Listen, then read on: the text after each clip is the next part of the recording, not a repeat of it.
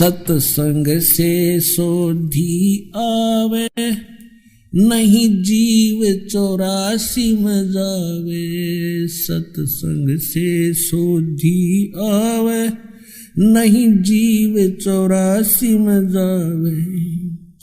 अब मेटो द्वेष और राग, हो राग या उम्र बतेरी जाली।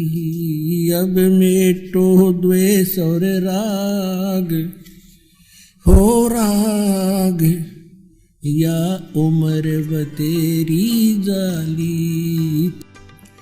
अब कैसे गुरु की आज्ञा का पालन करना है। सिर सौंप्या गुरुदेव को, सफल होया ये शीश। नितानंद इस शीश पर आप बसे जगदीश। सिर कैसे सौंपना होता है? सिर काटना नहीं, गुरु जी के आज्ञा का पालन करना ही सिर सौंपना होता। एक गुरुजी थे, उनके 4-5 शिष्य थे, आश्रम में रहते थे। रोज ही प्रतिदिन शिक्षा यही दी जाती है। प्रत्येक गुरु जो होते हैं ये 5-4 फार्मूले पक्के सिखाता है गुरु को, चेलों को, और ये ही कारगर होते हैं। अब जैसे कोई भी भांग बोता है खेत में, तो वो भी खेत को संवारने के तरीके सारे बता देगा, लेकिन बीज गलत है तो वो सारे तरीके गलत हो गए। बीज ना था गेहूं बो दिए भांग, ये तो बाद में बताऊंगा, लेकिन जो प्रसंग चल रहा है उसी को आगे बढ़ाते हैं। एक गुरुजी थे और वो अपने शिष्यों को शिक्षा देते ही रहते हैं, जैसे प्रतिदिन सत्संग के माध्यम से या वैसे भी टिप्पणी करते हैं, बैठते हैं जब बच्चे, अच्छी शिक्षा देते हैं। एक दिन गुरुजी ने कहा कि देखो भाई, जो गुरुजी की आज्ञा पालन नहीं करते बच्चों, वो कभी सफल नहीं होते। उनको घोर पाप लगता है, उनकी भक्ति नाश हो जाती है। सब शिष्य बैठे हैं, गुरुजी आसन पर बैठे हैं, वो वहाँ बैठे बैठे सुन रहे हैं। जी गुरुजी बिल्कुल सही है।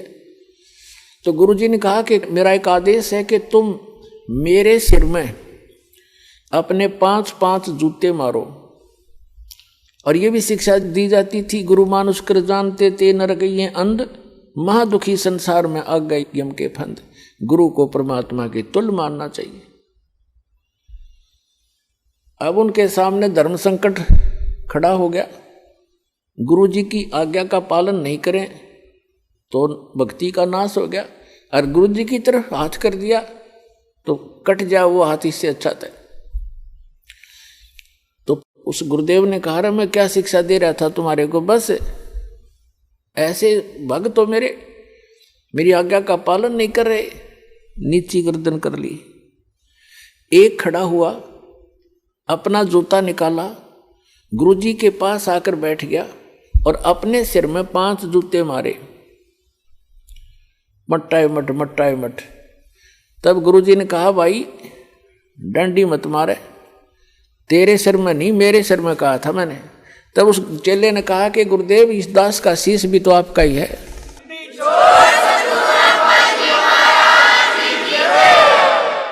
क्या इसको आप दूसरा मानते हैं? तो यहाँ गुरुजी बोल नहीं सके। तो वो यही चाहते थे कि इनको कितना विवेक है।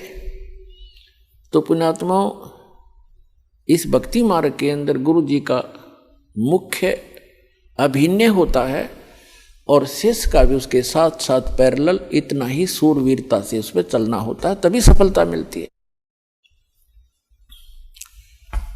अब उसके बारे में आपको बताते हैं, गुरु की जी के साथ कैसे रहे, कैसे बोले, कैसे बतलावे, कैसा व्यवहार करे निष्कपट भाव से। दंडवतम गोविंद गुरु बंधु अविजन सोए, पहले वे प्रणाम तिन नमो जो आगे होए। गुरु को कीजय दंडवतम कोटि कोटि प्रणाम, कीट न जाने भृंग को यों गुरु कर ले आप समान। गुरु गोविंद कर जानियो रहियो शब्द समाए, मिले तो दंडवत बंदगी नहीं पल पल ध्यान लगावे।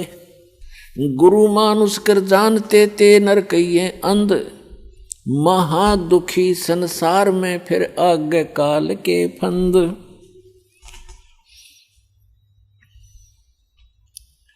कबीरा ते नर अंध हैं गुरु को कहते और, हरि के रूठे ठोर है भाई गुरु रूठे नहीं ठोर।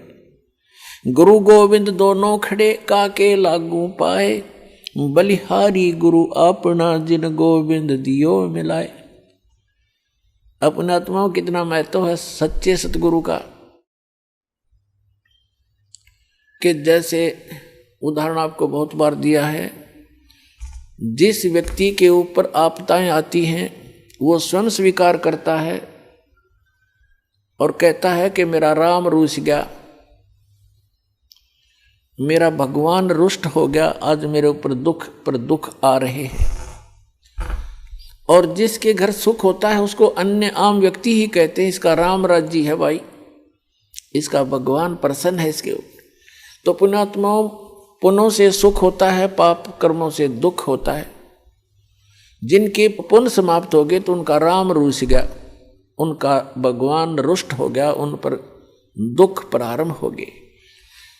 तो जैसे आप खेत में कहीं मजदूरी करने जा रहे हो या कहीं पर भी आप एकांत स्थान पर कोई मटका पानी का भर के ले गए और सारा दिन पीते रहे, जब तक पानी चला तो नो प्रॉब्लम, और पानी जल खत्म हुआ तो हुई प्रॉब्लम, प्यासे मर जाओगे। पुनः उसको नहीं भरा तो कहाँ जाओगे?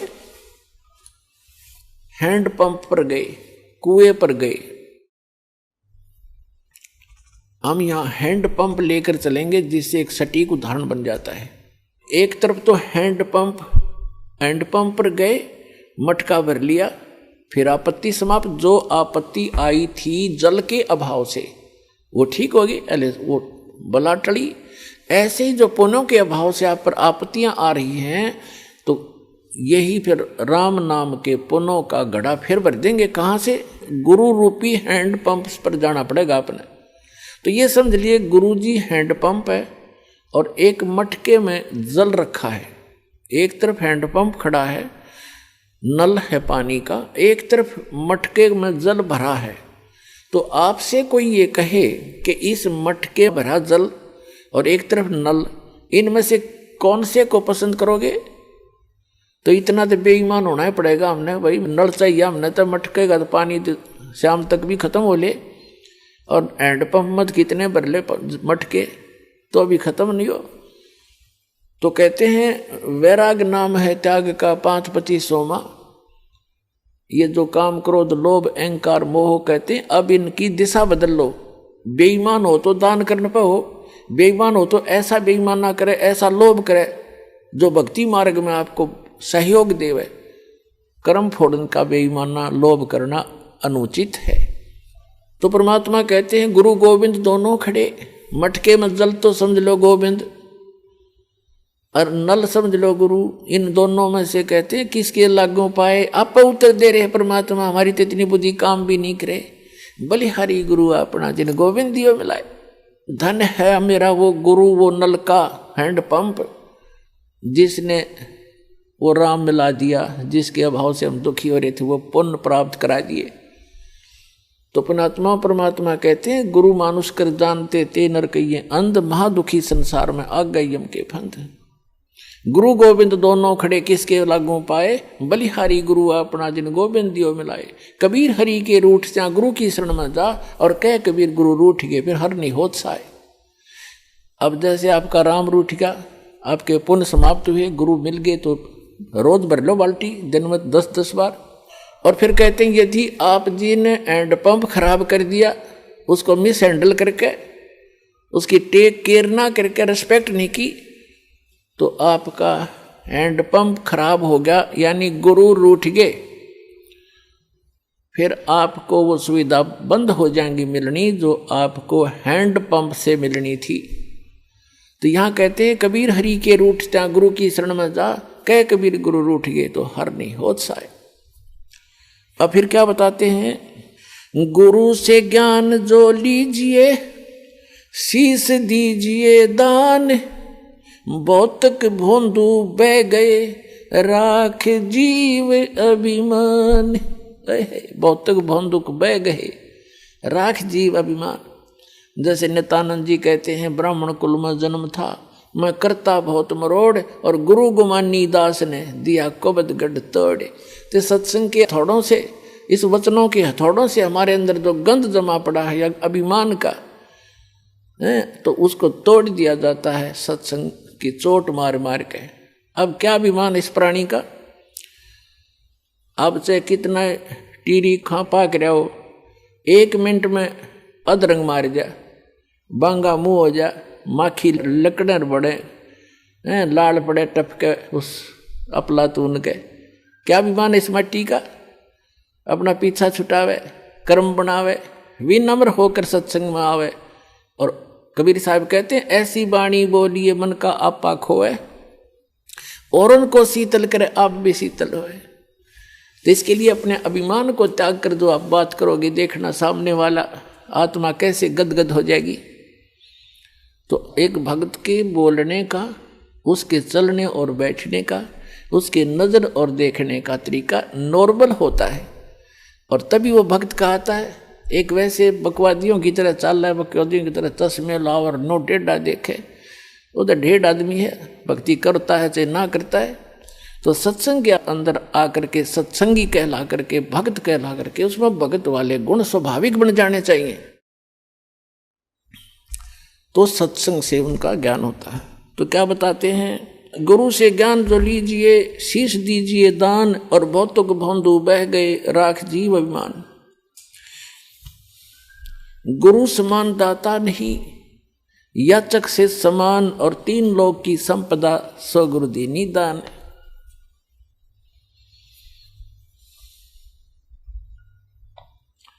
फिर क्या बताते हैं कि कबीर तन मन दिया तो भला किया, सिर का दासी भार, और जय कभू ये कह दिया कि मैंने दे दिया तो बहुत सहेगा मार।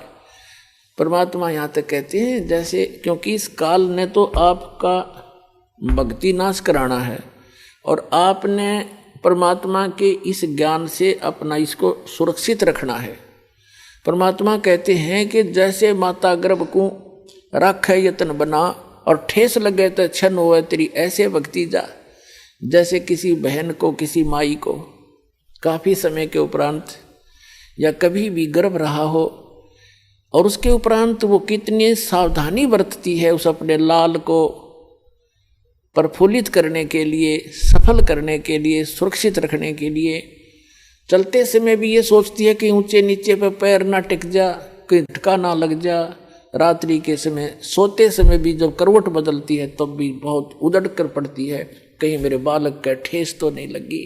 तो परमात्मा कहते हैं कि जैसे माता गर्भ को और रख यतन बना, ठेस लगे तो छन होए तेरी ऐसे भक्ति जा।